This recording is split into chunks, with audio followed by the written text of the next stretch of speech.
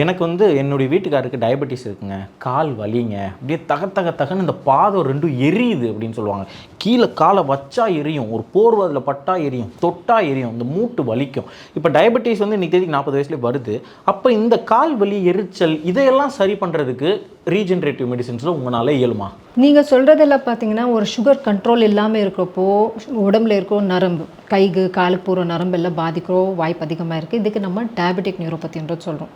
ஜென்ரலாக இந்த நியூரோபதி ஏற்படுறப்போ உங்களுக்கு நரம்பு சம்மந்தப்பட்ட மாத்திரை லைக் நியூரோபியான் இன்ஜெக்ஷன், கேபபென்டின், ப்ரீகார்பன் இந்த மாதிரி மருந்து தருவாங்க. நிறைய பேர் இந்த மருந்து ஒரு மேக்ஸிமம் டோசஸில் எடுத்தாலும் இந்த வலி போகாமல் டோஸ் அதிகமாக ஆக ஆக சைடு எஃபெக்ட்ஸ் லைக் தலை சுத்தம் மாதிரி எப்போ பாரு படுத்துகிட்டே இருப்பாங்க, அந்த மாதிரி ஒரு சைடு எஃபெக்ட் ஆளாகிறாங்க. இதே சைடு எஃபெக்ட்ஸ் ஒரு 40-50 வயசில் வந்துச்சுன்னா எப்படி இருக்கும்? வேலைக்கு போகணும், வேலையும் செய்யணும், தூங்கவும் முடியாது, அந்த சைடு எஃபெக்டோட ஆளாகிறீங்க. அது உங்கள் நிம்மதியாக வேலையும் செய்கிறதுக்கு விடாது. ஸோ அந்த மாதிரி கண்டிஷன்ஸில் இந்த மாதிரி ஒரு நியூரோபதி கண்டிஷன்ஸில் எந்த பெரிய ஆப்ரேஷனும் என்ற ஒரு ட்ரீட்மெண்ட்ன்ற ஆப்ஷனே கிடையாது.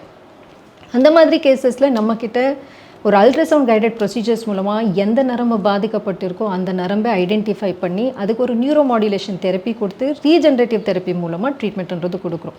இந்த ட்ரீட்மெண்ட் படி அந்த பாதிக்கப்பட்ட நரம்புலே வலி, வீக்கோ ரெண்டுமே குறையும். ப்ளஸ் அந்த நரம்புலே ரத்த ஓட்டம் கூட அதிகமாகி நீண்ட காலத்துக்கும் உங்கள் வலி டெஃபினெட்லி கம்மியாகும்.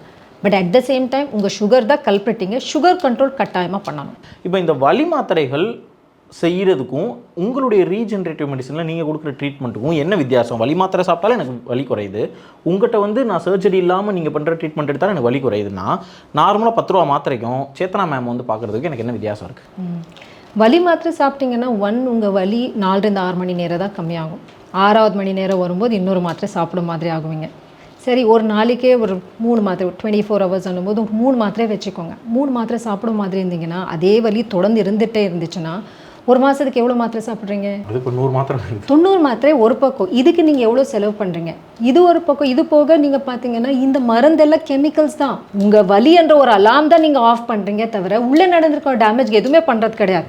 ஸோ உங்கள் டேமேஜ் தொடர்ந்து இருந்துகிட்டே இருக்கிறதுனால அந்த வலி தொடர்ந்து வந்துகிட்டே இருக்கும். இது போக இந்த கெமிக்கல்ஸோட சைடு எஃபெக்ட்டுக்கு ஆளாகிறீங்க. லைக் கிட்னி டேமேஜ் ஆகலாம், வயரில் புண் ஆகலாம், வயரில் அல்சர் ஆகலாம், இன்னும் சில பேரில் பார்த்தீங்கன்னா ஹார்ட் பிரச்சனைகள் கூட வரலாம். உங்கள் வலிக்கான என்ன கரெக்டான காரணன்றது தெரிஞ்சுட்டு அந்த வேர் லெவலில் போய் கொடுக்குற ட்ரீட்மெண்ட் தான் நம்ம ட்ரீட்மெண்ட்.